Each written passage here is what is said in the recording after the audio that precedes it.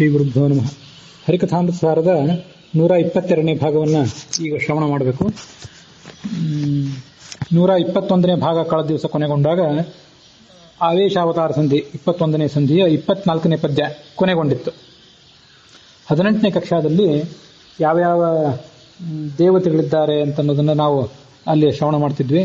ನಿವೃತ್ತಿ, ಕುಬೇರ, ಗಣೇಶ, ಅವರ ವಿಭಿನ್ನ ರೂಪಗಳು, ಅವರ ಅವತಾರಗಳು, ಇದನ್ನೆಲ್ಲ ನಾವು ಕಳೆದ ದಿವಸ ನೋಡಿದೆವು.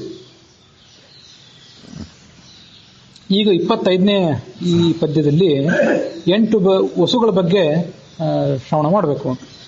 ದ್ರೋಣ, ಧ್ರುವ, ದೋಷ, ಅರ್ಕ, ಅಗ್ನಿ, ಪ್ರಾಣ, ದ್ಯು ವಿಭಾವಸುಗಳೆಂಟು ಕೃಷಾನುಗಣದಿ ದ್ಯುನಾಮವಸು ಭೀಷ್ಮಾರ್ಯ ಬ್ರಹ್ಮಯುತ ದ್ರೋಣನಾಮಕ ನಂದಗೋಪ ಪ್ರಧಾನ ಅಗ್ನಿಯನುಳಿದು 7 ಸಮಾನರೆಣಿಪರು ತಮ್ಮೊಳಗೆ ಜ್ಞಾನಾದಿ ಗುಣದಿಂದ.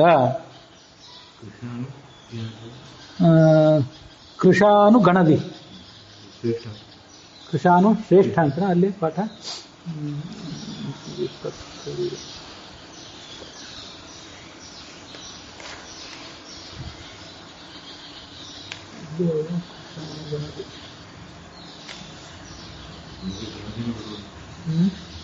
ನೋಡೋಣ, ಗೊತ್ತಾಗ್ತದೆ.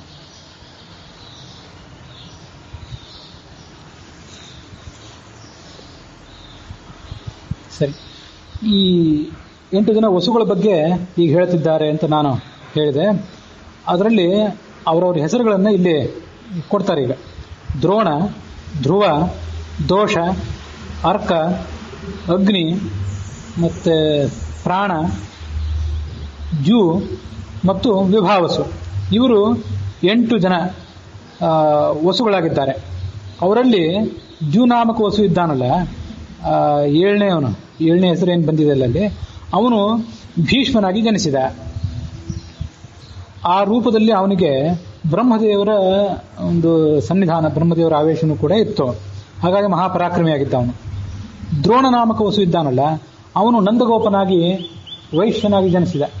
ನಂದಗೋಪ, ಯಶೋದೆ ಅವರಿಬ್ಬರು ಕೃಷ್ಣನನ್ನ ಸಾಕಿ ಸಲಹಿದರು. ಆ ದ್ರೋಣನಾಮಕ ವಸುವೇ ನಂದಗೋಪನಾಗಿ ಜನಿಸಿದ್ದ. ಈ 8 ಜನರದೊಂದು ಗುಂಪಿದು. ಹೌದು, ಅಷ್ಟ ವಸುಗಳಂತ ಇವ್ರನ್ನ ಕರೀತಾರೆ. ಕರೆದ್ರೂ ಕೂಡ ಇವರೆಲ್ಲರೂ ಸಮಾನರೇನಲ್ಲ. ಪ್ರಧಾನನ ಅಂತ ಅಗ್ನಿ ಒಬ್ಬನ್ನು ಬಿಟ್ಟರೆ, ಅಗ್ನಿ 15ನೇ ಕಕ್ಷಾದಲ್ಲಿ ಬರ್ತಾನೆ, ಅವನೊಂದೊಬ್ಬನ್ನು ಹೊರತುಪಡಿಸಿದ್ರೆ ಉಳಿದವರು ಮಾತ್ರ ಸಮಾನರು. ಗುಂಪು ಮಾತ್ರ ಹೀಗಿದೆ ಅಷ್ಟೆ. ಈ ದ್ವಾದಶ ಆದಿತ್ಯರು, ಏಕಾದಶಿ ರುದ್ರರು, ಮತ್ತೆ 8 ಜನ ವಸುಗಳು, ಇವೆಲ್ಲ ಗುಂಪುಗಳು. ಆ ಗುಂಪಿನಲ್ಲಿ ಕೆಲವರು ಹಿರಿಯರು ಇರ್ತಾರೆ, ಅವರು ಬೇರೆ ಗುಂಪಿನಲ್ಲಿ ಸೇರ್ತಾರೆ, ಬೇರೆ ಕಕ್ಷಾದಲ್ಲಿ ಅವರು ಅಂತರ್ಭಾವ ಪಡ್ಕೊಳ್ತಾರೆ. ಉಳಿದವರು ಮಾತ್ರ ಗುಣಗಳಿಂದ, ಯೋಗ್ಯತೆಯಿಂದ ಸಮಾನರಾಗಿರ್ತಾರೆ. ದ್ಯುನಾಮಕ ವಸು ಭೀಷ್ಮಾರ್ಯ ಬ್ರಹ್ಮಯುತ, ಬ್ರಹ್ಮದೇವರ ಆವೇಶ ಆತನಲ್ಲಿದೆ. ದ್ರೋಣನಾಮಕನೇ ನಂದಗೋಪನಾದ. ಪ್ರಧಾನ ಅಗ್ನಿಯನ್ನು ಉಳಿದು, ಪ್ರಧಾನ ಅಗ್ನಿಯನ್ನು ಒಬ್ಬನ್ನು ಬಿಟ್ಟರೆ 7 ಸಮಾನರೆಣಿಪರು, ಉಳಿದು 7 ಜನ ಏನಿದ್ದಾರಲ್ಲ ಅವರೆಲ್ಲ ಸಮಾನರೆಣಿಪರು, ತಮ್ಮಲ್ಲಿ ಸಮರಾಗಿದ್ದಾರೆ. ಯಾವ ದೃಷ್ಟಿಯಿಂದ? ಜ್ಞಾನಾದಿ ಗುಣಗಳಿಂದ.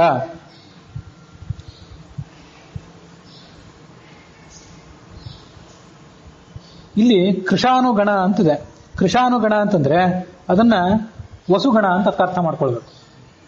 ಹೇಗೆ ವಸುಗಣ ಅಂತ ಅರ್ಥ ಮಾಡಬೇಕು ಅಂತಂದ್ರೆ, ವಸು ಶಬ್ದಕ್ಕೆ ಆ ಕೃಷಾನು ಅಂತ ಅನ್ನೋದು ಪರ್ಯಾಯ ಏನಲ್ಲ. ದಾಸರಂತ ವಿಚಿತ್ರವಾದ ಕೆಲವು ಶಬ್ದಗಳನ್ನು ಪ್ರಯೋಗ ಮಾಡ್ತಾರೆ ಅಂತ ಅನಿಸ್ತದೆ ನನಗೆ. ನನ್ನ ಬುದ್ಧಿಗೆ ತೋಚಿದ ಅರ್ಥ ಹೇಳಿರ್ತೇನೆ, ಅದನ್ನ ಸರಿ ಹೌದೋ ಇಲ್ಲೋ ನೀವು ಆಮೇಲೆ ಗಮನಿಸಬೇಕು. ಈಗ ಗುಂಪಿನ ಹಿರಿಯನ ಹೆಸರನ್ನು ಹೇಳಿದ್ರಲ್ಲಿ, ಆ ಮನೋಮುಖ ಅಂತ ಅಲ್ಲಿ ಗುಂಪಿನ ಹಿರಿಯನ ಹೆಸರನ್ನು ಹೇಗೆ ಹೇಳಿದ್ರಲ್ಲ, ಹಾಗೆ ಕೃಷಾನುಗಣ ಅಂತ ಯಾಕೆ ಹೇಳಿದ್ರು ಅಂದ್ರೆ, ಆ ಗುಂಪಿನಲ್ಲಿ ಕೃಷಾನು ಅಂದ್ರೆ ಅಗ್ನಿ, ಆತ ಹಿರಿಯ, ಆತ 15ನೇ ಕಕ್ಷಾದಲ್ಲಿದ್ದಾನೆ. ಉಳಿದವರೆಲ್ಲ 18ನೇ ಕಕ್ಷಾದಲ್ಲಿ ಇವರು ಬರ್ತಾರೆ.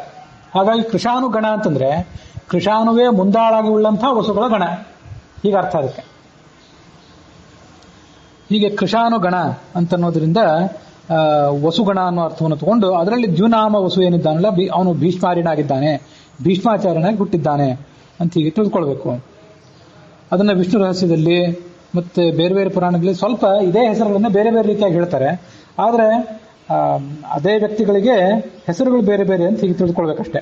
ವಿಷ್ಣು ರಹಸ್ಯದಲ್ಲಿ ಒಂದಿದೆ, ಧ್ರುವ ಪ್ರಾಣ ದ್ಯುನಾಮಾರ್ಕ ವನ್ಹಿ ದೋಷ ವಸು ಧರ ವಸವೋಷ್ಟಾಭಿಮೇ ಪ್ರೋಕ್ತಾ ಸಹಾಯ ಜಾತವೇದಸಃ. ಇವ್ರು ಎಲ್ಲರಿಗೂ ಕೂಡ ಜಾತವೇದಸರು ಅಂತ ಹೆಸರಿದೆ ನೋಡಿ. ಕೃಷಾನುಗಣ ಅಂತ ಯಾಕೆ ದಾಸರು ಹೇಳಿದ್ರು ಅಂತಂದ್ರೆ, ಜಾತವೇದಸ್ ಅಂತ ಅನ್ನೋದು ವಸ್ತುತಃ ಅಗ್ನಿಗೆ ಹೊಂದುವಂತ ಶಬ್ದ. ಜಾತವೇದ ಸ್ತನೂನಪಾತ್ ಅಂತ ಅಮರಕೋಶ ಕೂಡ ಹೇಳಿದೆ. ಹಾಗಾಗಿ ಅಗ್ನಿಗೆ ಅದು ಹೊಂದುವಂತ ಶಬ್ದ. ಆದ್ರೆ ಆ ಅಗ್ನಿ ಹೇಗೆ ಜಾತವೇದಸನು, ಅವನ ಅನುಚರರು ಕೂಡ ಜಾತವೇದಸರು. ಒಬ್ಬ ಯಾರೋ ಮುಖಂಡ ಇದ್ರೆ ಮುಖಂಡನ ಹೆಸರಿನಿಂದ ಉಳಿದವ್ರನ್ನ ಕರೆದು ಬಿಡ್ತಾರಲ್ಲ, ಆ ಥರ ಆಗಿರುವಂಥದ್ದು ಇದು. ಸಹಾಯ ಜಾತವೇದಸಃ, ಅವರೆಲ್ಲರೂ ಕೂಡ ಆತನಿಗೆ ಸಹಾಯರು ಅಂದ್ರೆ ಸಬಾರ್ಡಿನೇಟ್ಗಳು, ಆತನಿಗಿಂತ ಕೆಳಗಿನವರಾಗಿದ್ದಾರೆ. ವಸು ಸಪ್ತಕಯುಗ್ ಭೀಷ್ಮ ಬ್ರಹ್ಮಾವೇಶಿ ದ್ವಿನಾಮಕ ಅಂತ ತಾತ್ಪರ್ಯ ನಿರ್ಣಯದ 11ನೇ ಅಧ್ಯಾಯದಲ್ಲಿದೆ. ಆ ಭೀಷ್ಮನ ಶಕ್ತಿ ಹೇಗಿತ್ತು ಅಂದ್ರೆ, ಉಳಿದ 7 ಜನ ವಸುಗಳ ಶಕ್ತಿನೂ ಕೂಡ ಅವನಲ್ಲಿತ್ತು, ಬ್ರಹ್ಮದೇವರ ಆವೇಶನೂ ಕೂಡ ಇತ್ತು. ಒಂದು ಕನ್ನಡದ ಅನುವಾದದಲ್ಲಿ ಬ್ರಹ್ಮದೇವರ ಅಂಶ ಅಂತಿದೆ, ಅಂಶ ಅನ್ನೋದನ್ನು ಹೊರತುಪಡಿಸಿ ಆವೇಶ ಅಂತ ತಿದ್ದುಕೊಳ್ಳಬೇಕು. ಅವರು ತಾವಾಗೆ ಹುಟ್ಟಿ ಬಂದಿದ್ರೆ ಅದನ್ನ ಅಂಶ ಅಂತ ಅನ್ಬೇಕು. ಇಂದ್ರನ ಅಂಶ ಅರ್ಜುನ, ಹೀಗೆ. ಇಲ್ಲದೇ ಇದ್ರೆ ಆವೇಶ, ಸನ್ನಿಧಾನ, ಈ ರೀತಿಯಾಗಿ ಶಬ್ದ ಪ್ರಯೋಗ ಮಾಡಬೇಕು. ಮಹಾಸ್ತ್ರವೇತ್ತ ಭವದಂಶಯುಕ್ತ, ದೊಡ್ಡ ಪರಾಕ್ರಮಿಯನ್ನು ಕೂಡ ಆಗಿದ್ದ ಅವನು. ಆ ದ್ರೋಣ ನಾಮಕ ವಸು ನಂದಗೋಪನಾಗಿ ಹುಟ್ಟಿದ್ನಲ್ಲ, ಅವನ ಪತ್ನಿ ಒಬ್ಬಳಿದ್ಲು ಧರ ಅಂತ ಮೂಲ ರೂಪದಲ್ಲಿ. ಅವಳು ಯಶೋದೆಯಾಗಿ ಹುಟ್ಟಿದ್ಲು. ಅದನ್ನು ತಾತ್ಪರ್ಯ ನಿರ್ಣಯ ಮತ್ತೊಂದು ಪ್ರಸಂಗದಲ್ಲಿ ಹೇಳಿದೆ 11ನೇ ಅಧ್ಯಾಯದಲ್ಲಿ. ದ್ರೋಣ ನಾಮಾವಸು ಸಚಾಸ ನಂದಾಖ್ಯ ಸ್ವಭಾರ್ಯಯ ಧರಯ ಉತಾಸ್ಯ ಭಾರ್ಯ ನಾಮ್ನ ಯಶೋದ. ತಾತ್ಪರ್ಯ ನಿರ್ಣಯದಲ್ಲಿ 11ನೇ ಅಧ್ಯಾಯದಲ್ಲಿ ಅದರ ಸಂಗತಿಗಳೆಲ್ಲ ಇವೆ. ಆ 11ನೇ ಅಧ್ಯಾಯದಲ್ಲಿ ಮಹಾಭಾರತದ ಆಖ್ಯಾನಕ್ಕೆ ಸಂಬಂಧಪಟ್ಟಂತೆ, ಭಾಗವತದ ಆಖ್ಯಾನಕ್ಕೆ ಸಂಬಂಧಪಟ್ಟಂತೆ ಬಹುತೇಕ ಯಾರ್ಯಾರು ಜನಿಸಿದ್ರು, ಅವತಾರ ಮಾಡಿದ್ರು, ಅವ್ರದ್ದೆಲ್ಲ ವಿವರಣೆಯನ್ನು ಒದಗಿಸ್ತದೆ ಆ ಅಧ್ಯಾಯ. ಅಲ್ಲಿ ಬರುವಂತ ಸಂಗತಿ ಇದು.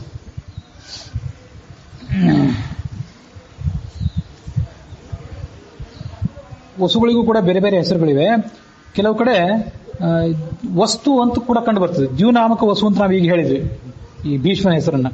ಅವನಿಗೆ ವಸ್ತು ಅಂತ ಕೂಡ ಕೆಲವು ಕಡೆ ಹೇಳ್ತಾರೆ. ಹಾಗಾಗಿ ಬೇರೆ ಬೇರೆ ಕಡೆ ಓದುವಾಗ ಹೆಸರುಗಳೇನಾದ್ರು ವ್ಯತ್ಯಾಸವಾಗಿ ಕಂಡು ಬಂದ್ರೆ ಅದ್ರ ಬಗ್ಗೆ ಗಲಿಗೊಳ್ಬೇಕಾಗಿಲ್ಲ. ಅವರೇ 8 ಜನ ಬೇರೆ ಬೇರೆ ಪುರಾಣಗಳಲ್ಲಿ ಅವರಿಗೆ 2 ಹೆಸರುಗಳಿದ್ದನ್ನು ಹೇಳಿರ್ತಾರೆ ಅಷ್ಟೇ. ಭೀಮ ರೈವತ ಓಜ ಜೈಕಪ ಅಜೈಕಪಾತ್ ಮಹಾ ಬಹುರೂಪಕನು ಭವ ವಾಮ ಉಗ್ರ ವೃಷಾಕಪಿ ಅಹಿರ್ಬುದ್ಧಿ ಎನಿಸುತ್ತಿಪ್ಪ. ಈ ಮಹಾತ್ಮರ ಮಧ್ಯದೊಳಗೆ ಉಮಾಮನೋಹರ ಉತ್ತಮನು ದಶನಾಮಕರು ಸಮಾನರೆನಿಸಿಕೊಂಬರು ತಮ್ಮೊಳೆಂದೆಂದು. ಹಿಂದೆ ವಸುಗಳ ಬಗ್ಗೆ ಹೇಳಿದ್ರು, ಈಗ ರುದ್ರದ ಬಗ್ಗೆ ಹೇಳ್ತಾರೆ, ಏಕಾದಶಿ ರುದ್ರದ ಬಗ್ಗೆ. ಆದರೆ ಏಕಾದಶಿ ರುದ್ರದಲ್ಲಿ ಕೂಡ ಎಲ್ಲರೂ ಸಮಾನರಲ್ಲ. ಮಹಾರುದ್ರ ಏನಿದ್ದಾನಲ್ಲ, ಅದಕ್ಕೆ ಒಂದು ಮಹರುದ್ರ ಅಂತ ಯಾಕೆ ಕರೀತಾರೆ ಅಂತಂದ್ರೆ, ಈ ಎಲ್ಲ ರುದ್ರಗಳಲ್ಲೂ ದೊಡ್ಡವನು ವಸುಧ, ಅವನೇ ಮುಖ್ಯ ರುದ್ರ. ಉಳಿದವ್ರನ್ನು ಕೂಡ ರುದ್ರರನ್ನು ಕರೀತಾರೆ. ಉಳಿದವ್ರನ್ನು ಕೂಡ ಜಾತವೇದಸಗಳು ಅಂತ ಹೇಗೆ ಕರೆದ್ರು ಹಾಗೆ. ಅವ್ರ ಹೆಸರುಗಳು ಏನೇನು ಅಂತಂದ್ರೆ ಭೀಮ, ರೈವತ, ಓಜ, ಅಜೈಕಪಾತ್, ಹೀಗೊಂದು ಶಬ್ದ. ಆಮೇಲೆ ಅಜೈಕಪಾತ್, ಮುಂದೆ ಮಹಾನ್ ಅಂತ ಒಂದು ಹೆಸರು. ಅಲ್ಲಿ ಶ್ಲೋಕದಲ್ಲಿ ಓಜ ಅಜೈಕ ಪದ ಅಂತಿದೆ. ಪಾತ್ ಅಂದ್ರು ಪದ ಅಂದ್ರೂ ಒಂದೇ. ಪದ ಅನ್ನೋದು ಅಕಾರಾಂತ ಶಬ್ದ, ಅಂದ್ರೆ ಸ್ವರಾಂತವಾದ ಶಬ್ದ ಅದು ಪದ ಅನ್ನೋ ಶಬ್ದ. ಪಾತ್ ಅಂತ ಅನ್ನೋದು ವ್ಯಂಜನಾಂತವಾದ ಶಬ್ದ. ಶಬ್ದದ ನಡೆ ಬೇರೆ ಬೇರೆ ಅಷ್ಟೇ, 2 ಶಬ್ದಗಳು ಪರ್ಯಾಯ ಪದಗಳು. ಅದನ್ನು ಅವ್ರು ಛಂದಸ್ಸಿಗೆ ಅನುಗುಣವಾಗಿ ಅಜೈಕ ಪದ ಅಂತ ತಗೊಂಡಿದ್ದಾರೆ ಅಷ್ಟೇ ದಾಸರು. ಅಜೈಕ ಪದ. ಮಹಾನ್ ಮುಂದಿಂದು. ಬಹುರೂಪಕ ಅಂತಿದೆ. ಬಹುರೂಪಕ ಅಂದ್ರು ಬಹುರೂಪ ಅಂದ್ರು ಒಂದೇ. ಮುಂದೆ ಭವ, ಅದಾದ ಬಳಿಕ ವಾಮ, ಮುಂದೆ ಉಗ್ರ, ವೃಷಾಕಪಿ, ಅಹಿರ್ಬುದ್ಧಿ ಎನ್ನುತ್ತಿಪ್ಪ. ಇಷ್ಟು ಹೆಸರುಗಳು ಅವರಲ್ಲಿವೆ. ಈ ಮಹಾತ್ಮರ ನಡುವೆ ಉಮಾ ಮನೋಹರ ಏನಿದ್ದಾನಲ್ಲ, ಅವನು ಶ್ರೇಷ್ಠನಾಗಿದ್ದಾನೆ. ಮತ್ತೆ ಉಳಿದವರೆಲ್ಲರೂ ಕೂಡ 10 ಜನರು ತಮ್ಮಲ್ಲಿ ಸಮಾನರಾಗಿದ್ದಾರೆ.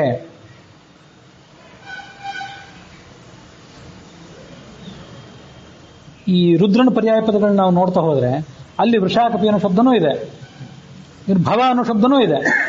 ಹಾಗಾಗಿ ಆ ಮೂಲ ದೊಡ್ಡ ದೇವತೆಗಿರುವಂತಹ ಶಬ್ದಗಳು ಕೆಲವು ಕಡೆ ಇಲ್ಲೂ ಬಂದಿರ್ತವೆ. ಇಲ್ಲಿರೋ ಶಬ್ದಗಳು ಅಲ್ಲಿ ಹೋಗಿರೋದಲ್ಲ, ಅಲ್ಲಿರೋ ಶಬ್ದಗಳು ಎಲ್ಲಿ ಹೋಗಿರ್ತವೆ. ಇದೆಲ್ಲ ಎಲ್ಲಿಂದ ಬಂದಿರ್ತದೆ ಅಂತ ಪರಮಾತ್ಮನಿಂದ ಹೀಗೆ ಬಂದಿದೆ. ಯೋ ದೇವಾನಾಂ ನಾಮಧ ಏಕಏವ. ಒಬ್ಬನೇ ತನ್ನ ಹೆಸರುಗಳನ್ನೇ ದೇವತೆಗಳಿಗೆ ಕೊಡ್ತಾ ಹೋದ. ಹಾಗಾಗಿ ಉಳಿದ ದೇವತೆಗಳು ಏನ್ ಮಾಡಿದ್ರು, ಪರಮಾತ್ಮನಿಂದ ಹೆಸರುಗಳನ್ನು ತಗೊಂಡು ತಮ್ಮವ್ರಿಗೆ ಕೆಲವರಿಗೆ ಕೂಡ ಕೊಟ್ರು. ಪುಲಿಕೇಶಿ 1ನೇ 2ನೇ 3ನೇ ಪುಲಿಕೇಶಿ ಅಂತೆಲ್ಲ ಇರ್ತಾರಲ್ಲ, ಹಾಗೆ ಆ ಪರಮಾತ್ಮನಿಂದ ಎರವಲಾಗಿ ಪಡ್ಕೊಂಡ ಹೆಸರುಗಳನ್ನು ತಮ್ಮ ಕೆಳಗಿನವರಿಗೂ ಅವ್ರು ಕೊಟ್ಟರು, ತಾವು ಇಟ್ಕೊಂಡ್ರು, ಮುಂದಿನವರಿಗೂ ಕೊಟ್ಟರು ಅಂತ ಕೆಲವು. ಅದ್ರಲ್ಲಿ ಒಂದು ವೃಷಾಕಪಿ ಅನ್ನೋ ಒಂದು ಶಬ್ದದ ಸ್ವಾರಸ್ಯ ಏನಂದ್ರೆ, ವೃಷಾಕಪಿ ಅಂತನ್ನೋದು ಶಿವನಿಗೂ ಹೊಂದುತ್ತದೆ, ಪರಮಾತ್ಮನಿಗೂ ಹೊಂದುತ್ತದೆ, ಲಕ್ಷ್ಮೀದೇವಿಗೂ ಹೊಂದುತ್ತದೆ. ವೃಷಾಕಪಿ ಪತಿ ವಾಮನ ಅಂತ ಹೀಗೆಲ್ಲ ಒಂದ್ ಕಡೆ ಚತುರ್ವಂಶದ ರೂಪಗಳಲ್ಲಿ ಒಂದ್ ಕಡೆ ಇದೆ. ತತ್ವನ್ಯಾಸ ಮಾಡುವಾಗ ನಾವು ಕೂಡ ಹಿಂದೆ ಒಂದ್ಸರಿ ಹೇಳಿದ್ದೆ, ಅದೊಂದು ಹರವಿಷ್ಣು ವೃಷಾಕಪಿ ಅಂತ. ಉತ್ತಮನು ದಶನಾಮಕರು ಸಮರೆಣಿಸಿಕೊಂಬರು ತಮ್ಮೊಳೆಂದೆಂದು. ಅಜೈಕಪಾದ ಅಹಿರ್ಬುದ್ಧಿ ರುದ್ರೋ ವಾಮೋ ವೃಷಾಕಪಿ ಕಪಿ ಮಹಾನ್ ಅಂತ ಬಂತು ನೋಡ್ರಿ. ಆ ಮಹಾನ್ನೇ ಮಹೇಶ. ರೈವತಃ ಭೀಮಃ ಘೋರಃ ತತ್ಪುರುಷಃ ಅಂತ ಕೂಡ ಒಂದಿದೆ ಶಬ್ದ. ತತ್ಪುರುಷಃ ಭವಃ ಏವಂ ಏಕಾದಶ ಪ್ರೋಕ್ತಾಃ ರುದ್ರಾಃ ಪ್ರಳಯಕಾರಿಣಃ. ಆ ಮಹಾರುದ್ರನ ಸಹಾಯಕರಾಗಿ ಇವರು ಕೂಡ ಪ್ರಳಯಕ್ಕೆ ಕಾರಣೀಭೂತರಾಗ್ತಾರೆ.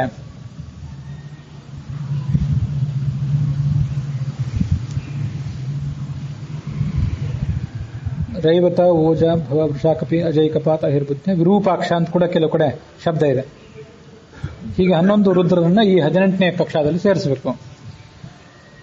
ಮುಂದೆ ಈ 11 ಜನ ರುದ್ರರೇನಿದ್ದಾರಲ್ಲ, ಇವರು ಮಹಾಭಾರತ ಕಾಲದಲ್ಲಿ, ಹೆಚ್ಚಿನ ಕಡಿಮೆ ಮಹಾಭಾರತ ಕಾಲದಲ್ಲೇ ಅವರು ನಾನಾ ಥರದ ಅವತಾರಗಳನ್ನು ತಾಳಿದರು.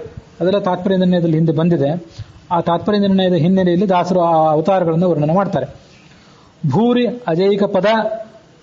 ಅಜೈಕಪದಾಹ್ವ ಅಹಿರ್ಬುದ್ಧಿ ಈರೈದು ರುದ್ರಗಣ ಸಂಯುತ ಭೂರಿಶ್ರವನೆಂದೆನಿಪ ಶಲ ವಿರೂಪಾಕ್ಷ ನಾಮಕನು ಸೂರಿಕೃಪ ವಿಷ್ಕಂಭ ಸಹದೇವ ರಣಾಗ್ರಣಿ ಸೋಮದತ್ತನು ತಾ ರಚಿಸಿದ ದ್ವಿರೂಪ ಧರೆಯುಳು ಪತ್ರತಾಪಕನು. ಅಜೈಕಪಾತ್ ಅಂತ ರುದ್ರ ಏನಿದ್ದಾನೆ, ಅಜೈಕಪಾತ್ ಅಥವಾ ಅಜೈಕಪದ, ಆತನೇ ಭೂರಿ ಅನ್ನೋ ಹೆಸರಿನಿಂದ ಹುಟ್ಟಿದ. ಭೂರಿ ಅಜೈಕಪಾತ್. ಈ ಭೂರಿ ಇಕಾರ ಅಂತ ಶಬ್ದ, ಅಜೈಕಪಾತ್ ಅಕಾರದಿಂದ ಪ್ರಾರಂಭ ಆಗುವಂತ ಶಬ್ದ. ಅವೆರಡು ಸೇರಿ ಎಣಸಂಧಿಯಾಗಿ ಭೂರ್ಯಜೈಕಪಾತ್ ಅಂತ ಆಗಿದೆ. ಇದು ಸಂಸ್ಕೃತದಲ್ಲಿಯೂ ಕನ್ನಡದಲ್ಲಿಯೂ ಸಮಾನವಾದ ಸಂಧಿನೇ ಇದು. ಭೂರ್ಯಜೈಕ ಪದ, ಅಜೈಕ ಪದಾಫ, ಅಜೈಕ ಪದ ಅನ್ನುವ ಹೆಸರಿನವನು ಅಂತ ಅರ್ಥ. ಮುಂದೆ ಅಹಿರ್ಬುದ್ಧಿ, ಅಹಿರ್ಬುದ್ಧಿ ಅಂತ ಇನ್ನೊಬ್ಬ ರುದ್ರ. ಅಜೈಕ ಪದಾಫ ಪ್ಲಸ್ ಅಹಿರ್ಬುದ್ಧಿ. ಸಂಸ್ಕೃತದಲ್ಲಾದ್ರೆ ಸವರ್ಣ ದೀರ್ಘ ಸಂಧಿ ಆಗ್ತಿತ್ತು. ಅಜೈಕ ಪದಾಫ ಅಂತ ದೀರ್ಘ ಆಗಬೇಕಿತ್ತು. ಕನ್ನಡದಲ್ಲಿ ಪೂರ್ವ ರೂಪ ಆಗ್ತದೆ ಅಂತ ಮೊನ್ನೊಂದು ದಿವಸ ಹೇಳಿದ್ದೆ. ಊರ್ಧ್ವ ಅಪಟ ಅಂತ ಮೊನ್ನೊಂದು ಉದಾಹರಣೆ ಹೇಳಿದ್ದೆ. ಆ ಥರ ಇದು ಕೂಡ ಅಜೈಕ ಪದಾಫ ಅಹಿರ್ಬುದ್ಧಿ. ಆಮೇಲೆ ಈರೈದು ಗುಣ ರುದ್ರ ಸಂಯುತ. ಈರೈದು ಅಂತಂದ್ರೆ 2 × 5 10 ಜನ ರುದ್ರರ ಶಕ್ತಿಯನ್ನು ತನ್ನೊಳಗೆ ಇಟ್ಕೊಂಡಂತಹ ಭೂರಿಶ್ರವಸ್. ಈ ಭೀಷ್ಮ ಎಲ್ಲ 7 ಜನರದ್ದು ತನ್ನಲ್ಲಿ ಇಟ್ಕೊಂಡು ಹೇಗೆ ಹುಟ್ಟಿ ಬಂದ, ಹಾಗೆ ಈ ಭೂರಿಶ್ರವಸ್ ಅನ್ನೋನೊಬ್ಬ ಹುಟ್ಟಿ ಬಂದ. ಅವನಲ್ಲಿ ಅಂತ ಶಕ್ತಿ ಇತ್ತು. 10 ರುದ್ರರ ಗಣದಿಂದ ಕೂಡಿದವನಾಗಿ ಭೂರಿಶ್ರವಸ್ ಹುಟ್ಟಿ ಬಂದ. ವಿರೂಪಾಕ್ಷ ಅನ್ನೋ ರುದ್ರ ಶಲ ಅನ್ನುವ ಹೆಸರಿನಿಂದ ಜನಿಸಿದ. ಮತ್ತೆ ಶಲ ವಿರೂಪಾಕ್ಷ ನಾಮಕನಾಯಿತು. ಸೂರಿ ಕೃಪಾ ಅಂತಿದೆ. ಸೂರ್ಯ ಅಂದ್ರೆ ಜ್ಞಾನಿ ಅಂತ ಅರ್ಥ. ಜ್ಞಾನಿಯಾದಂತಹ ಕೃಪಾಚಾರ್ಯ. ಆ ಕೃಪಾಚಾರ್ಯನಾಗಿ ಯಾರು ಜನಿಸಿದ್ರು ಅಂದ್ರೆ ವಿಷ್ಕಂಬ ಅನ್ನುವ ಹೆಸರಿನ ರುದ್ರ ಜನಿಸಿದ. ಮುಂದೆ ಪತ್ರತಾಪಕ ಅನ್ನುವ ರುದ್ರ ಭೂಮಿಯಲ್ಲಿ 2 ರೂಪವನ್ನು ತಾಳಿದ. ಒಂದು ಸಹದೇವನ ರೂಪ, ಮತ್ತೊಂದು ಸೋಮದತ್ತ ಅನ್ನುವಂಥ ರೂಪ. ಸಹದೇವ ಅಂದ್ರೆ ಜರಾಸಂಧನ ಮಗ, ಪಂಚಪಾಂಡವರಲ್ಲಿ ಒಬ್ಬ ಅಲ್ಲ. ಜರಾಸಂಧನ ಮಗ ಸಹದೇವನಾಗಿ ಮತ್ತು ಸೋಮದತ್ತಾಗಿ 2 ರೂಪಗಳನ್ನು ಆತ ತಾಳಿದ. ಈರೈದು ರುದ್ರಗಣ ಸಂಯುತ ಆದಂಥವನು ಭೂರಿಶ್ರವ. ಭೂರಿಶ್ರವನು ಎಂದೆನಿಪ ಹೀಗೆ ಕರೆಸ್ಕೊಂಡಿದ್ದಾನೆ. ಶಲ ವಿರೂಪಾಕ್ಷ ನಾಮಕನು, ಶಲನೇ ವಿರೂಪಾಕ್ಷನೇ ಶಲ ಆಗಿದ್ದಾನೆ. ವಿಷ್ಕಂಭ ಜ್ಞಾನಿಯಾದಂಥ ಕೃಪಾಚಾರ್ಯನಾಗಿದ್ದಾನೆ. ಸಹದೇವ ರಣಾಗ್ರಣಿಯಾದಂಥ ಸೋಮದತ್ತ, ರಣಾಗ್ರಣಿ ಅಂದ್ರೆ ಮಹಾಪರಾಕ್ರಮಿ, ಸೋಮದತ್ತನಾಗಿ ಹುಟ್ಟಿದ್ದಾನೆ. ಮತ್ತೆ ಪತ್ರತಾಪಕ ಅನ್ನುವಂಥ ರುದ್ರ ಅವನು ಸಹದೇವನಾಗಿ ಜನಿಸಿದ್ದಾನೆ ಮತ್ತು ರಣ ಮಹಾಪರಾಕ್ರಮಿಯಾದಂತಹ ಸೋಮದತ್ತನಾಗಿ ಕೂಡ ಜನಿಸಿದ್ದಾನೆ. ಹೀಗೆ ತಾ ರಚಿಸಿದ ದ್ವಿರೂಪ ಧರೆಯೋಳು. ಭೂಲೋಕದಲ್ಲಿ ಆತ 2 ರೂಪವನ್ನು ತಾಳಿದ. ಪತ್ರತಾಪಕ ಅನ್ನುವ ರುದ್ರನೇ ಇವನೇ, ಸಹದೇವ ಮತ್ತು ಸೋಮದತ್ತ. ಏಕಾದಶಿ ರುದ್ರರಲ್ಲಿ ಒಬ್ಬ.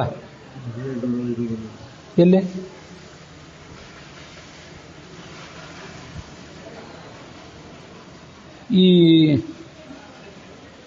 ಈ ಏಕಾದಶಿ ರುದ್ರರಲ್ಲಿ ಬರಲಿಲ್ಲ ಅಂತಂದ್ರೆ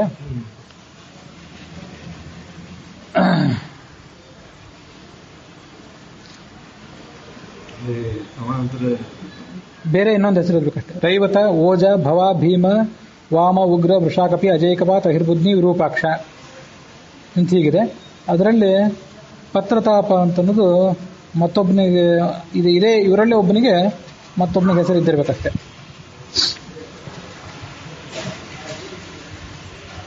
ಯಾರ್ದು ಅಂತ ಗೊತ್ತಾಗೋದಿಲ್ಲ. ದಾಸರು ಕೂಡ ಅಲ್ಲಿ ಹಿಂದಿನ ಶಬ್ದದಲ್ಲಿ ಏನು ಹೇಳಲಿಲ್ಲ, ಅದನ್ನು ಹಿಂದಿನ ಪದ್ಯದಲ್ಲಿ ಅಲ್ಲಿ ಛಂದಸ್ಸಿಗೆ ಹೊಂದ್ಕೊಂಡು ಬೇರೆ ಬೇರೆ ಹೆಸರುಗಳನ್ನು ಹೇಳಿದರು. ಇಲ್ಲಿ ಬೇರೆ ಹೆಸರನ್ನು ಹೇಳಿದ್ದಾರೆ. ಆಚಾರ್ಯರು ಏನು ಹೇಳಿದ್ರು ಅದನ್ನು ಹೇಳ್ತಾರೆ ಅಷ್ಟೆ.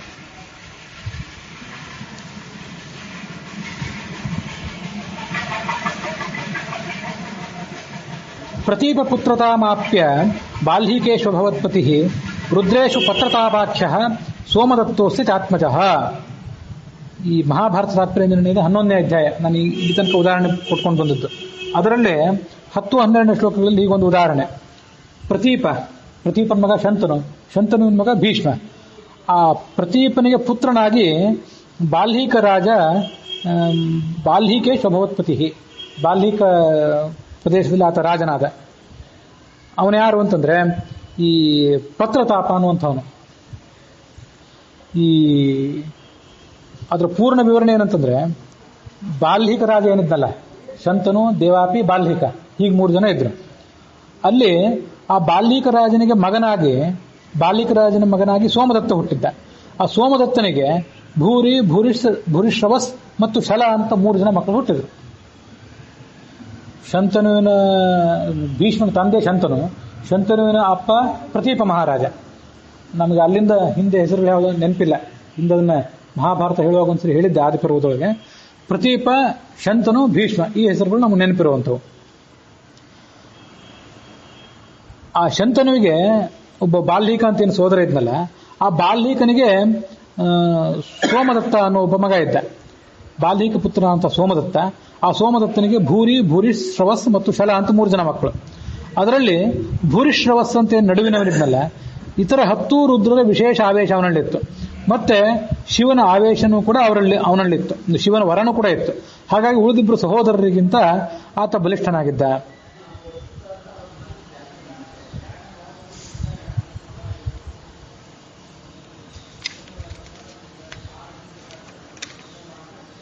ಈ ಉಳಿದವರಿಬ್ಬರಿಗಿಂತ ಆತ ಬಲಿಷ್ಠನಾಗಿದ್ದ. ಮತ್ತೆ ಅವ್ರ ತಂದೆ ಸೋಮದತ್ತ ಇದ್ನಲ್ಲ, ಅವನು ಸೋಮದತ್ತ ಮತ್ತೆ ಭೂರಿಶ್ರವಸ್ ಈ 3 ಜನ ಅಂದ್ರೆ ಅಪ್ಪ, 2 ಜನ ಮಕ್ಕಳು, ಇವರೆಲ್ಲರೂ ಕೂಡ ಸಾತ್ವಿಕಿಯಿಂದ ಹತರಾದರು. ಅವರೆಲ್ಲರೂ ಕೌರವರ ಪರವಾಗಿ ಹೋರಾಟ ಮಾಡಿದರು. ಭೀಷ್ಮ ಕೌರವರ ಪರವಾಗಿ ಹೋರಾಟ ಮಾಡಿದ್ರಿಂದ ಆ ಉಳಿದವರು ಕೂಡ ಆ ಭೀಷ್ಮನ ಜೊತೆಗಾರರು, ಅವನ ಹಿರಿಯರು, ಭೀಷ್ಮನ ಸರಿ ಸಮಾನರು, ಅವರು ಕೂಡ ಕೌರವರ ಪರವಾಗಿ ಹೋರಾಟ ಮಾಡಿದರು. ಅಪ್ಪನಾದ ಸೋಮದತ್ತ ಮತ್ತೆ ಭೂರಿಶ್ರವಸ್ ಇವರೆಲ್ಲರೂ ಕೂಡ ಸಾತ್ವಿಕಿಯಿಂದ ಹತರಾದರು. ಶಲ ಅಂತ ಒಬ್ಬ ಇದ್ದ, ಆತ ದ್ರೌಪದಿಯ ಮಕ್ಕಳಿಂದ ಹತನಾದ. ಬಾಲ್ಹೀಕ ಯಾರಿಂದ ಹತನಾದ ಅಂದ್ರೆ ಸ್ವಯಂ ಭೀಮಸೇನಿಂದ ಹತನಾದ ಮಹಾಭಾರತ ಯುದ್ಧದಲ್ಲಿ. ಮುಂದದು ಒಂದು ಕಡೆ ಬರ್ತದೆ, ಅಥವಾ ಹಿಂದೂ ಒಂದು ಕಡೆ ಹೇಳಿದ್ದೆ. ಆ ಪತ್ರತಾಪ ಅನ್ನೋ ರುದ್ರನಿಗೆ ಸೋಮದತ್ತ ಮತ್ತು ಸಹದೇವ ಅಂತ 2 ಅವತಾರ. ಆ ಸೋಮದತ್ತ ಯಾರು ಅಂದ್ರೆ ಬಾಲ್ಹೀಕ ರಾಜನ ಮಗ, ಸಹದೇವ ಅಂದ್ರೆ ಜರಾಸಂಧನ ಮಗ. ಒಬ್ಬನೇ ಸೋಮದತ್ತ ಅನ್ನೋ ಹೆಸರಿನಿಂದ ಹುಟ್ಟಿದ್ದ, ಮತ್ತೆ ಸಹದೇವ ಅನ್ನೋ ಹೆಸರಿನಿಂದ ಹುಟ್ಟಿದ್ದ. ಒಂದು ಕೌರವರ ಪಕ್ಷಕ್ಕೆ, ಒಂದು ಪಾಂಡವರ ಪಕ್ಷಕ್ಕೆ. ಸಹದೇವ ಪಾಂಡವರ ಪಕ್ಷದಲ್ಲಿ ಯುದ್ಧ ಮಾಡಿದ, ಸೋಮದತ್ತ ಕೌರವರ ಪಕ್ಷದಲ್ಲಿ ಯುದ್ಧ ಮಾಡಿದ. ಇದು ವ್ಯತ್ಯಾಸ ಅಷ್ಟೆ. ಈ ಸಹದೇವನಾಗಿ ಹುಟ್ಟಿದ್ನಲ್ಲ ಪಾಂಡವರ ಪಕ್ಷದಲ್ಲಿ, ಆ ಸಹದೇವ ದ್ರೋಣನಿಂದ ಹತ ಆದ. ಅಲ್ಲಿ ಸೋಮದತ್ತ ಸಾತ್ವಿಕಿಯಿಂದ ಹತನಾದ. ಪತ್ರತಾಪನು 2 ಅವತಾರಗಳ ಪೈಕಿ. ಸಹದೇವ ಅಂತ ಏನಿದ್ದಲ್ಲ ಜರಾಸಂಧನ ಮಗ, ಅವನನ್ನ ಸಹದೇವನಿಗೊಬ್ಬಳು ಸಹೋದರಿ ಇದ್ಲು, ಅವಳನ್ನು ಈ ಸಹದೇವ ಮಾಡ್ಕೊಂಡಿದ್ದ. ಪಂಚಪಾಂಡವರಲ್ಲೊಬ್ಬ. ಜರಾಸಂಧನ ಹತ್ಯೆ ಆದ ಬಳಿಕ ಭೀಮಸೇನಿಗೆ ಕೊಟ್ಟಿದ್ದ, ಭೀಮಸೇನ ತನ್ನ ತಮ್ಮನಿಗೆ ಕೊಟ್ಟ ಅಂತೆಲ್ಲ ಹಿಂದೆ ನಾವು ಕಥೆ ಶ್ರವಣ ಮಾಡಿದ್ವಿ. ಇದು ಆ ಪತ್ರತಾಪ ಅನ್ನೋ ರುದ್ರನ ಅವತಾರಗಳು. ಮುಂದೆ ಆದಿತ್ಯರ ಬಗ್ಗೆ ಹೇಳ್ತಾರೆ. 12 ಆದಿತ್ಯರು, ಅದರಲ್ಲಿ ಒಂದು 2-3 ಜನ ಆದಿತ್ಯರು ಬೇರೆ ಬೇರೆ ಗಣದಲ್ಲಿ, ಬೇರೆ ಬೇರೆ ಕಕ್ಷಾದಲ್ಲಿ ಸೇರ್ತಾರೆ. ಆ ಆದಿತ್ಯರು, ಉಳಿದ ಆದಿತ್ಯರು ಈ 18ನೇ ಕಕ್ಷಾದಲ್ಲಿದ್ದಾರೆ. ಅವರ ಬಗ್ಗೆ ಈಗ ಇಲ್ಲಿ ವರ್ಣನೆ ಮಾಡ್ತಾರೆ. ದೇವಶಕ್ರ, ಉರುಕ್ರಮ, ಮಿತ್ರ, ವರುಣ, ಪರ್ಜನ್ಯ, ಭಗ, ಪೂಷಾ, ವಿವಸ್ವಾನ್, ಸವಿತೃ, ಧಾತ, ಅರ್ಯಮ, ತ್ವಷ್ಟ, ದೇವಕಿ ಸುತನಲ್ಲಿ ಸವಿತೃ ವಿಭಾವಸುತ ಭಾನು ಎನಿಸುವ ಜಾವನಪ ವೀರಸೇನನು ತ್ವಷ್ಟೃ ನಾಮಕನು. ದ್ವಾದಶಾದಿತ್ಯರು ಯಾರ್ಯಾರು ಅಂತಂದ್ರೆ ದೇವಶಕ್ರ ಅಂತ ಹೇಳ್ತಾರೆ. ದೇವಶಕ್ರ ಅಂತ ಮೊದಲನೇ ಶಬ್ದ. ದೇವಶಕ್ರ ಅಂದ್ರೆ ಸ್ವಯಂ ಇಂದ್ರ ಅಂತ ಅರ್ಥ.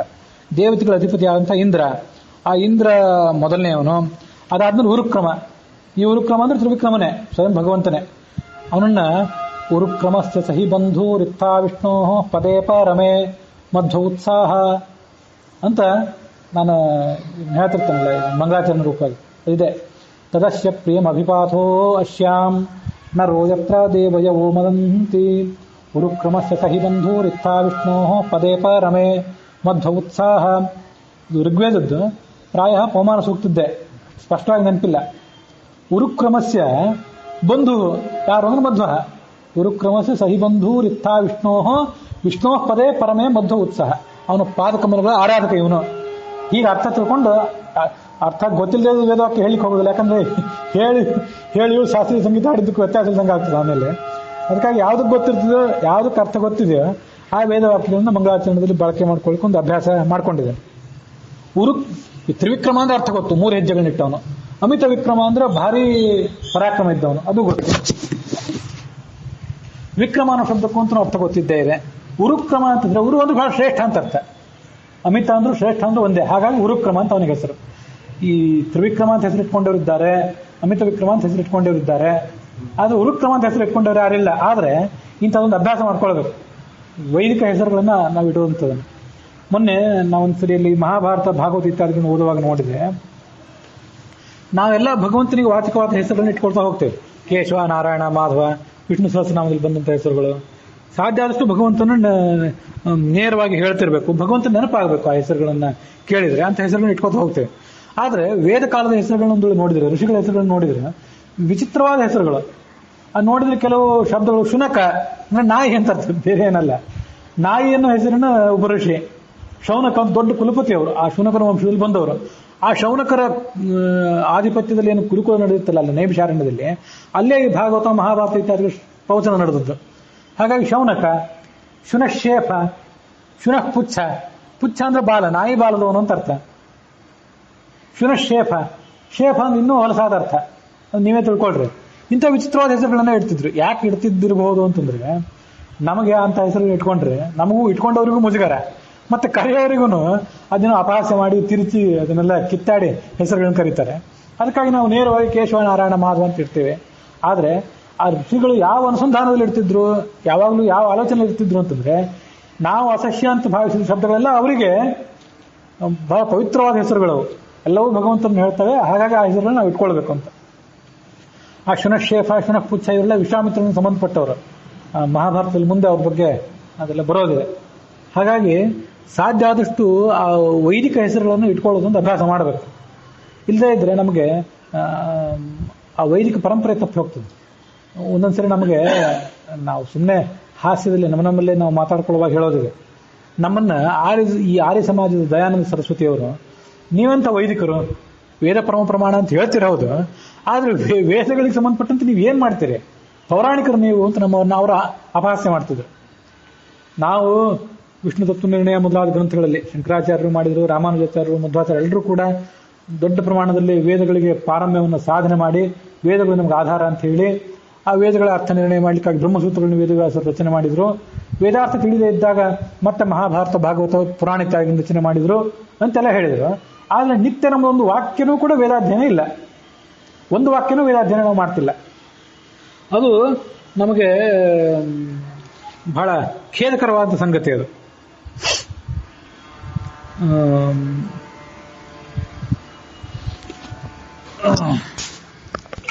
ಅದು ದಯಾನಂದ ಸರಸ್ವತಿಯವರು ತಾವು ವೈದಿಕರು ಅಂತ ಹೇಳ್ಕೊತಾರೆ. ಹಾಗಾಗಿ ಅವರು ಮಹಾಭಾರತ, ರಾಮಾಯಣ ಇತ್ಯಾದಿಗಳಿಗೆ, ಭಾಗವತ ಇತ್ಯಾದಿಗಳಿಗೆ ಬೆಲೆ ಕೊಡೋದಿಲ್ಲ. ಅವು ಬೇಕಾಗಿಲ್ಲ ಅವರಿಗೆ. ಬರೇ ವೇದಗಳನ್ನು ಮಾತ್ರ ಅವರು ಗೋ ಬ್ಯಾಕ್ ಟು ವೇದಾಸ್ ಅಂತ ಒಂದು ಕರೆ ಕೊಟ್ಟು ವೇದಗಳನ್ನು ಪುನರುಜ್ಜೀವನ ಮಾಡಬೇಕು ಅಂತ ಆರ್ಯ ಸಮಾಜ ಸ್ಥಾಪನೆ ಮಾಡಿದ್ರು. ಅವರು ಉಳಿದ ಪುರಾಣಗಳಿಗೆ ಬೆಲೆ ಕೊಡೋದಿಲ್ಲ. ನಮ್ಮವ್ರು ಏನ್ ಮಾಡಿಬಿಟ್ಟಿದ್ದಾರೆ ಅಂತಂದ್ರೆ, ಆ ವೇದಗಳನ್ನು ಅರ್ಥ ಮಾಡ್ಕೊಳ್ಳೋದನ್ನ, ನಿತ್ಯ ಒಂದು ವಾಕ್ಯವಾದರೂ ವೇದವನ್ನು ಅಧ್ಯಯನ ಮಾಡೋದನ್ನು ಬಿಟ್ಟು ಮಹಾಭಾರತ, ರಾಮಾಯಣ, ಭಾಗವತ, ಉಳಿದ ಶಾಸ್ತ್ರಗಳು ಇದಕ್ಕಾಗಿ ಗಮನ ಕೊಡುವಂಥವ್ರು ಆಗಿಬಿಟ್ಟಿದ್ದಾರೆ. ಸ್ವಲ್ಪ ಅದರಲ್ಲೂ ವಿಶೇಷವಾಗಿ ಸ್ಮಾರ್ತರಾದವರು ವೇದಗಳನ್ನ ಅಧ್ಯಯನ ಮಾಡೋದು ಇತ್ಯಾದಿ ಹೆಚ್ಚು ಬಳಕೆ ಇದೆ.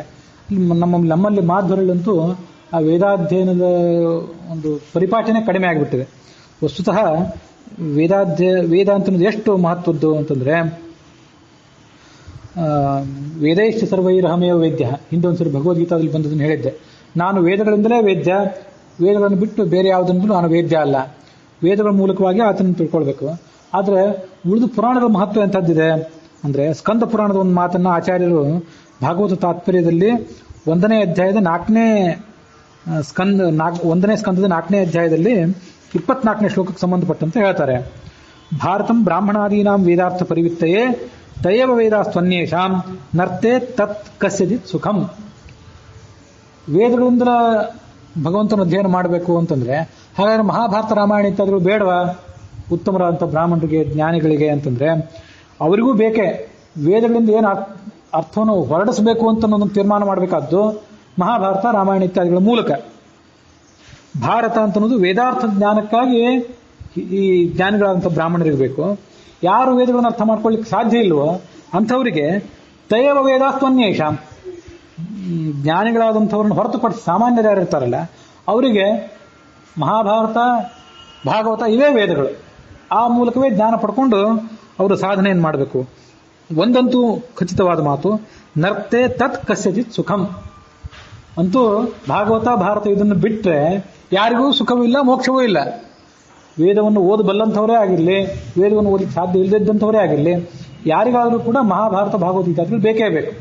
ಹಾಗಾಗಿ ಮುಂದೆ ಏನಾಗ್ಬಿಡ್ತು ಅಂತಂದ್ರೆ ಇದಕ್ಕೆ ಹೆಚ್ಚು ಗಮನ ಕೊಡ್ತಾ ಹೋಗಿಬಿಟ್ರು, ವೇದಗಳನ್ನು ಗಮನ ಕೊಡೋದನ್ನು ಬಿಟ್ಟುಬಿಟ್ರು.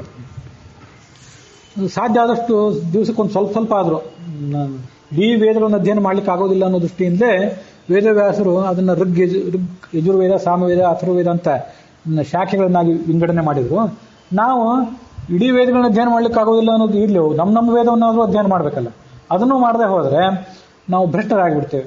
ಅದಕ್ಕಾಗಿ ಅದಕ್ಕೊಂದು ಮಹತ್ವ ಕೊಡಬೇಕು. ವೈದಿಕ ಹೆಸರುಗಳು, ವೈದಿಕ ಸ್ತೋತ್ರಗಳು, ಅಭಿಷೇಕ ಮಾಡುವಾಗ, ಮಂಗಳಾರತಿ ಮಾಡುವಾಗ, ಮಂಗಳಾಚರಣೆ ಮಾಡುವಾಗ ಅದನ್ನು ಮಾಡಬೇಕು. ಅದಕ್ಕಾಗಿ ಅದ್ರ ಬಗ್ಗೆ ಸ್ವಲ್ಪ ಪರಿಜ್ಞಾನ ಬರಲಿಕ್ಕೆ ಪ್ರಾರಂಭ ಮಾಡಿದ ಮೇಲೆ ಅದು ನೀವೇ ಗಮನಿಸಿರ್ಬೇಕು. ಮೊದಲು ತಾತ್ಪರ್ಯ ನಿರ್ಣಯದಲ್ಲಿ ಉಳಿದ ಕಡೆಗಳಲ್ಲಿ ದೊಡ್ಡವರು ಮಾಡಿದಂಥ ಶ್ಲೋಕಗಳು, ಮಹಾಭಾರತದ ಶ್ಲೋಕಗಳು, ಅವುಗಳ ಮೂಲಕ ಮಂಗಳಾಚರಣೆ ಮಾಡ್ತಿದ್ದೆ. ಈಗ ವೇದಗಳ ಮೂಲಕ ಮಂಗಳಾಚರಣೆ ಮಾಡಲಿಕ್ಕೆ ಇದು ಕಾರಣ. ಕನಿಷ್ಠ ಪಕ್ಷ ಪರಮಾತ್ಮ, ಲಕ್ಷ್ಮೀದೇವಿ, ಮುಖ್ಯವಾಯು, ರುದ್ರ, ಗಣಪತಿ ಇವ್ರದ್ದಾದ್ರೂ ಆ ವೇದಗಳಲ್ಲಿ ಯಾರ್ದು ಸ್ತೋತ್ರಗಳು ಇವೆ, ಹೇರಳವಾಗಿ ಉಪಲಬ್ಧ ಇವೆ, ಅದನ್ನಾದ್ರೂ ಬಳಕೆ ಮಾಡ್ಕೊಳ್ಳೋಣ ಅಂತ. ಇಲ್ಲಾಗ ಪರಂಪರೆ ಮರ್ತ ಹೋಗ್ತದೆ. ಆ ದೃಷ್ಟಿಯಿಂದ ಅದನ್ನು ಮಾಡಬೇಕು. ಅಂಥದ್ದೊಂದು ಉರುಕ್ರಮ ಅನ್ನುವಂಥ ಶಬ್ದ. ಇಂದ್ರ, ಉರುಕ್ರಮ ಮತ್ತು ಮಿತ್ರ, ವರುಣ, ಪರ್ಜನ್ಯ, ಭಗ, ಪೂಷ, ವಿವಸ್ವಾನ್, ಸವಿತೃ, ಧಾತೃ, ಅರ್ಯಮ, ತ್ವಷ್ಟ, ಹೀಗೆ 12 ಆದಿತ್ಯರಿದ್ದಾರೆ. 12 ಆದಿತ್ಯರಿದ್ದಾರೆ.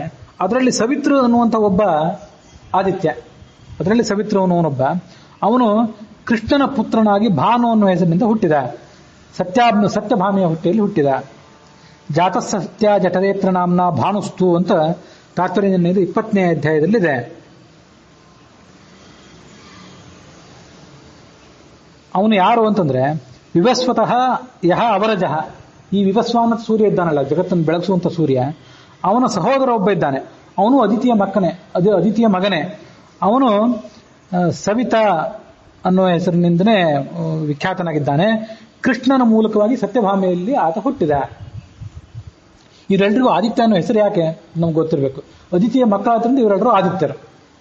ಅದರಲ್ಲಿ ಈ ಜಗತ್ತನ್ನು ಬೆಳಗಿಸುವಂತವನಿಗೆ ವಿವಸ್ವಾನ ಅಂತ ಹೆಸರು, ಉಳಿದವರು ತಮ್ಮ ಹೆಸರುಗಳಿಂದ ಕರೆಸ್ಕೊಂಡಿದ್ದಾರೆ.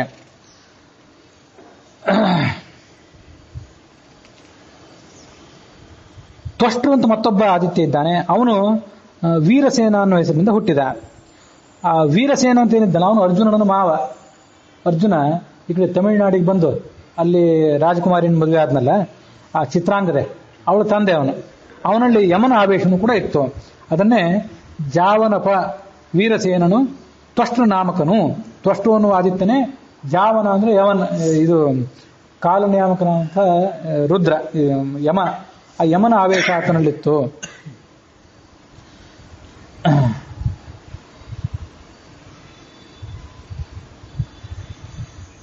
ದೇವಕೀಸುತನಾದಂತಹ ಕೃಷ್ಣನಲ್ಲಿ ಸವಿತೃ ಅನ್ನುವಂತಹ ಆದಿತ್ಯ ಭಾನು ಅನ್ನುವ ಹೆಸರಿನಿಂದ ಹುಟ್ಟಿದ. ಅವನು ಸತ್ಯಭಾಮೆಯ ಹೊಟ್ಟೆಯಲ್ಲಿ ಹುಟ್ಟಿದ. ದೇವ, ಶಕ್ರ, ಉರುಕ್ರಮ, ಮಿತ್ರ, ವರುಣ, ಪರ್ಜನ್ಯ, ಭಗ, ಪೂಷ, ವಿವಸ್ವಾನ್, ಸವಿತೃ, ಧಾತ, ಅರ್ಯಮ, ತ್ವಷ್ಟ ಇವೆಲ್ಲವೂ ಕೂಡ ಅವರ ಉಳಿದಂತ ಹೆಸರುಗಳು.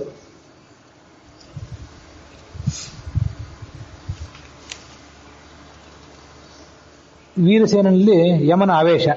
ಹಾಗಾಗಿ ಜಾವನಪ ಅಂತಂದ್ರೆ ಅದು ಕೆಲವು ಕಡೆ ಜೀವನಪ ಅಂತ ನೋಡಿ ಹೀಗೂ ಕೂಡ ಪಾಠ ಇದೆ. ಜಾವನಪ, ಜೀವನಪ ಅಂತ ಹೀಗೆ ಬೇರೆ ಬೇರೆ ಪಾಠಗಳನ್ನ ಹೇಳ್ತಾರೆ. ಅದೆಲ್ಲದಕ್ಕೂ ಕೂಡ ಯಮ ಅಂತಾನೆ ಅರ್ಥ ಹೇಳ್ಬೇಕು. ಇಲ್ಲೊಂದು ಕಡೆ ಪುಸ್ತಕದಲ್ಲಿ ಜೀವನಪಯುತ ವೀರಸೇನನು ಅಂತ ಹೀಗೊಂದು ಪಾಠನು ಇಲ್ಲೊಂದು ಕಡೆ ಕಂಡು ಬರ್ತದೆ. ಅದಕ್ಕೆಲ್ಲದಕ್ಕೂ ಕೂಡ ಯಮ ಅನ್ನುವ ಹೆಸರನ್ನೇ ಹೇಳ್ಬೇಕು. ಆ ಯಮನ ಆವೇಶ ಆತನಲ್ಲಿತ್ತು ಅಂತ. ಹೀಗೆ ಇದು ಅವರ ವರ್ಣನೆ. ಅದರಲ್ಲಿ ಇಂದ್ರ ಏನಿದ್ದಾನಲ್ಲ ಅವನು 8ನೇ ಕಕ್ಷಾದಲ್ಲಿದ್ದಾನೆ, ಅದು ಗೊತ್ತಿದ್ದೇ ಇದೆ. ಉರುಕ್ರಮ ಭಗವಂತ 1ನೇ ಕಕ್ಷಾದಲ್ಲಿದ್ದಾನೆ. ಸೂರ್ಯ 12ನೇ ಕಕ್ಷಾದಲ್ಲಿದ್ದಾನೆ. ಮತ್ತೆ ವರುಣ ಆತ ಮತ್ತೊಂದು ಬೇರೆ ಕಕ್ಷಾದಲ್ಲಿದ್ದಾನೆ, 13ನೇ ಕಕ್ಷಾದಲ್ಲಿದ್ದಾನೆ. ಸೂರ್ಯ 12ನೇ ಕಕ್ಷಾದಲ್ಲಿದ್ದಾನೆ. ಪರ್ಜನ್ಯ ಅಂತ ಒಬ್ಬ ಇದ್ದಾನೆ, ಮತ್ತೆ ಮಿತ್ರ ಅಂತ ಒಬ್ಬ ಇದ್ದಾನೆ. ಇವರೆಲ್ಲ 17ನೇ ಕಕ್ಷಾದಲ್ಲಿದ್ದಾರೆ. ಉಳಿದವರು 18ನೇ ಕಕ್ಷಾದಲ್ಲಿದ್ದಾರೆ. ಗುಂಪೊಂದು, ಆದರೆ ಅವರ ಅರ್ಹತೆ, ಅವರ ಯೋಗ್ಯತೆ ಮಾತ್ರ ಭಿನ್ನ ಭಿನ್ನವಾಗಿದೆ ಅಂತನ್ನುವಲ್ಲಿಗೆ ಈ 21ನೇ ಆವೇಶಾವತಾರ ಸಂಧಿಯ 28ನೇ ಪದ್ಯ. ಒಟ್ಟಾರೆ ಪದ್ಯಗಳಲ್ಲಿ 637ನೇ ಪದ್ಯ ಅದು ಇಲ್ಲಿಗೆ ಸಮಾಪ್ತಿಯನ್ನು ಕಂಡಿದೆ.